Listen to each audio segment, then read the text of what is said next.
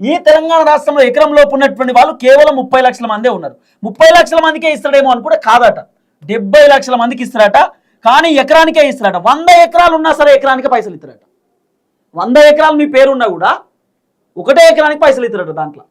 కాబట్టి 70 లక్షల మందికి రైతు భరోసా ఇస్తున్నాడు.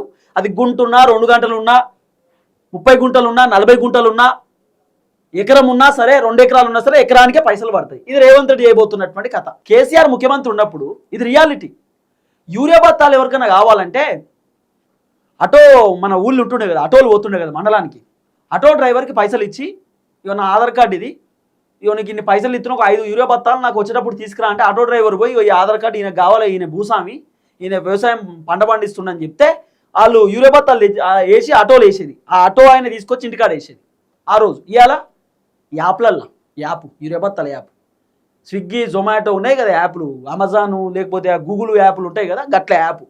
రైతన్నలకు తెలుస్తుందా యాప్ ఎట్లా వాడాలి ఏం కథ అనేది? అందరు చదువుకున్నోళ్ళే ఉంటారు రైతన్నలు. చదువుకున్నోళ్ళు ఉన్నా కూడా వాళ్ళకి అర్థం కాదు. చదువు రానటువంటి వాళ్ళు ఉంటారు రైతన్నలు, వాళ్ళ పిల్లలు ఉంటారు. కానీ పిల్లలు స్కూల్కి పోతారు, కాలేజీకి పోతారు, బయట ఉంటారు, వాళ్ళకి తెలియదు కదా ఏం తెలుస్తుంది యాప్లు గీపులు పట్టుకొస్తే.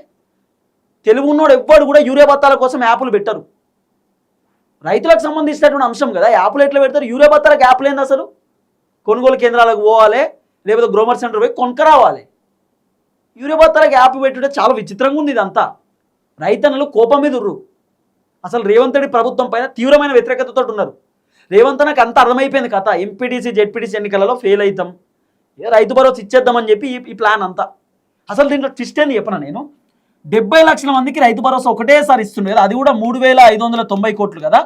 మరి రెండోది 2,000 కోట్లట, రెండో విడి తీస్తారట, మళ్ళీ 2,000 కోట్లు రెండో విడి తీస్తారట. ఇదంతా డ్రామా, ట్రాష్. నాకు తెలిసి అది 7 ఎకరానికి రైతు భరోసా ఇచ్చేస్తాడు. ఇక ఇదే మా దగ్గర పైసలు లేవు, మమ్మల్ని అడగకూరి, మీకు దండం పెడితే పుణ్యం ఉంటుందని చెప్తాడు అన్న చేసేది చేయబోయేది ఇదే. దోచుకోవడానికి రేవంత్ రెడ్డి ప్రభుత్వం రెడీగా ఉంది. రేవంత్ రెడ్డి వెనకాల ఉన్నటువంటి రోహిన్ రెడ్డి, ఫహీం ఖురేషీ, వేం నరేందర్ రెడ్డి వీళ్ళంతా కూడా దోచుకునేటటువంటి పనిలో ఉన్నారు. భూములు కబ్జాలు పెట్టేటటువంటి పనిలో ఉన్నారు. దందాలు సెటిల్మెంట్లు చేసేటటువంటి పనిలో ఉన్నారు. బ్లాక్మెయిల్ చేసేటటువంటి పనిలో ఉన్నారు. వీళ్ళు తెలంగాణ ప్రజలకు మంచి చేయడానికి రెడీగా లేరు, ప్రజలను మోసం చేయడానికి రెడీగా ఉన్నారు. ఇది నేను చెప్తున్న మాట కాదు, ప్రతిపక్షం వాళ్ళు చెప్తా ఉన్నారు, ప్రజలు చెప్తున్న మాట.